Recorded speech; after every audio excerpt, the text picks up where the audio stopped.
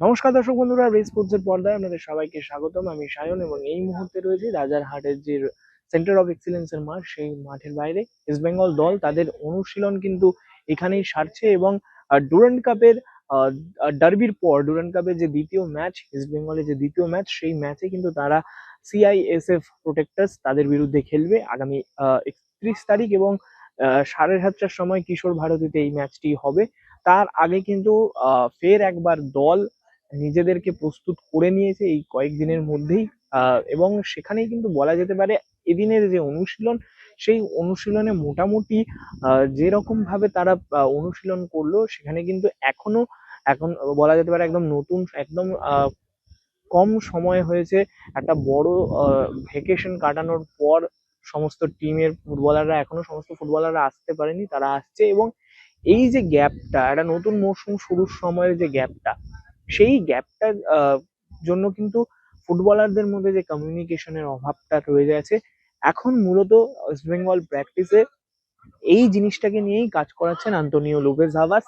সমস্ত ফুটবলারের মধ্যে কমিউনিকেশন বাড়ানোর জন্যই কিন্তু মূলত কাজ হচ্ছে, এবং তিনি যে ধরনের অনুশীলন করাচ্ছেন সেখানে কিন্তু একদম বলা যেতেই পারে, বল হোল্ড করো, অথবা বল নিজেদের কাছে পজিশন ধরে রাখো, অথবা যখনই পজিশন হারাচ্ছ সেই বলটাকে যত তাড়াতাড়ি সম্ভব রিকভার করো, এবং সেটার জন্য যদি প্রেসিং করার প্রয়োজন সেটা করো। আজকে মোটামুটি যখন এই অনুশীলন পর্ব চলছে, সেখানে কিন্তু দেখা গেল প্রথমে যেভাবে ফিজিক্যাল ট্রেনিং এর পর আহ, পুরো দলকে 3টে ভাগে ভাগ করে পাসিং অ্যাকিউরেসি বাড়ানোর জন্য অনুশীলন করান হাওয়াস, এবং পাসিং অ্যাকিউরেসির যে অনুশীলনটা হয়, সেই অনুশীলন শেষে কিন্তু যখন দুটো দলে ভাগ হয়ে ইস্টবেঙ্গল নিজেদের মধ্যে ম্যাচ খেলছে, তখন কিন্তু কনস্ট্যান্ট একজন বলে গেলেন যে প্রেসিং করতে, এবং বিপক্ষ দল, আর সেই দল কিন্তু অত বড় দল নয়, তুলনামূলক একটা দল, সেই কারণে কিন্তু তারা যে লো ব্লকে ফুটবল খেলবে, সেই কারণে এই লো ব্লক ভাঙার জন্য কিন্তু অ্যাটাকারদের আলাদা করে প্রশিক্ষণ দিচ্ছেন আন্তোনিও লোপেজ হাভাস। কিভাবে এই লো ব্লককে কাটানো যাবে সেটার জন্য আলাদা একটা প্ল্যানিং চলছে, এবং অবশ্যই লং রেঞ্জ, এই যে লো ব্লক ফুটবলটা হবে সেখানে লং রেঞ্জ, সেটা কিন্তু একটা বলা যেতে পারে একটা অস্ত্র হতে চলেছে ইস্ট বেঙ্গলের আগামী ম্যাচের জন্য। এবং তাছাড়া ছাড়া আজকে যে অনুশীলন হলো, সেখান থেকে কিন্তু বলা যেতেই পারে যে ডার্বিতে যে ফুটবলাররা খেলেছিলেন সেখান থেকে কিন্তু বেশ অনেকটা পরিবর্তন কিন্তু লক্ষ্য করা যাবে পরবর্তী ম্যাচে। সেখানে কিন্তু কোথাও গিয়ে বিষ্ণু এবং এডমুন্ড, অবশ্যই এডমুন্ড আগের ম্যাচে খেলেছিল, প্রথম একাদশে ছিলেন তিনি, কিন্তু আহ, বিষ্ণু যেমন আগের ম্যাচে বেঞ্চ থেকে এসেছিলেন, এইবারের ম্যাচে কিন্তু বিষ্ণু স্টার্ট করার সম্ভাবনা সব থেকে বেশি প্রবল। এডমুন্ড স্টার্ট করবেন, এডমুন্ড আগের ম্যাচেও ফার্স্ট ইলেভেনে ছিলেন, এই ম্যাচেও ফার্স্ট ইলেভেনে থাকবেন, তবে এডমুন্ড অ্যাজ আ নাম্বার 10 আগের ম্যাচে অর্থাৎ ডার্বিতে খেলেছিল, সেই নাম্বার 10 হিসেবে হয়তো তিনি খেলবেন না, তিনি খেলবেন অ্যাজ আ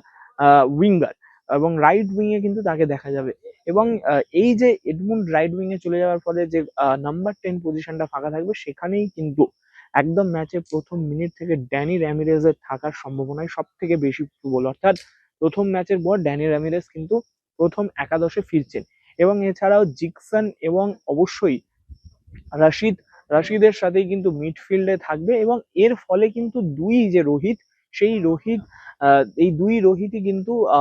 সেকেন্ড ম্যাচে ইস্ট বেঙ্গলের হয়ে স্টার্ট করছে না। এছাড়াও ডিফেন্স লাইনেও কিন্তু কিছুটা পরিবর্তন হয়েছে, সেখানে কিন্তু জয় গুপ্তা এখন থাকবেন না, নতুন ডিফেন্ডার নরেন্দ্র গেহলত তিনি আসবেন, এবং সন্দীপ মান্ডির সাথে কিন্তু এই, এবং নরেন্দ্র গেহলত, এই দুজন কিন্তু দুই ব্যাগ হিসেবে খেলবে, এবং সেন্টার ব্যাগ হিসেবে কিন্তু আনোয়ার আলীর সাথে কিন্তু দেখা যাবে নুঙ্গাকে, এবং লালচুল নুঙ্গার সাথে সেন্টার ব্যাক পজিশনে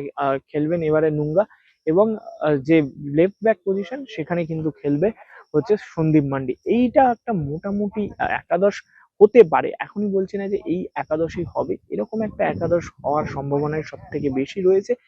মূলত আজকে যে দুবার ম্যাচ প্র্যাকটিস হয়, সেখানে কিন্তু একবার এই দলটা আর একবার ডার্বিতে যে দলটা ছিল সেই দলটাকে কিন্তু খেলিয়ে অনুশীলন করালো। এখন দেখার আর এই যে দ্বিতীয় ম্যাচ, সেই দ্বিতীয় ম্যাচে কতটা কি হয়, এবং অবশ্যই এটাও দেখার বিষয় থাকবে যে এই ডুরান্ড কাপের মাঝেই এপিয়ং যে নতুন স্ট্রাইকার আবার অস্ট্রেলিয়ান যে উইঙ্গার তাদেরকে কত তাড়াতাড়ি নিয়ে আসতে পারে। এবং এটাই মূলত এখন ইস্টবেঙ্গলের আগের 31 তারিখে যে ম্যাচ আছে সেই ম্যাচের আগে মোটামুটি এই ধরনের অনুশীলনই চললো। এবং অবশ্যই অনুশীলন শেষে যখন ফুটবলাররা বেরোচ্ছেন, গুটি কয়েক সমর্থক রয়েছে মাঠের বাইরে, সেই সমর্থকদের সাথে কিন্তু সেলফির আবদারও মেটাতে ভুললো না ফুটবলার। এবং অবশ্যই নতুন কোচ, ইস্টবেঙ্গলের নতুন কোচ অ্যান্টোনিও লুপেস হাবাস। এনসি মাঠ থেকে আমি সায়ন, রে স্পোর্টস।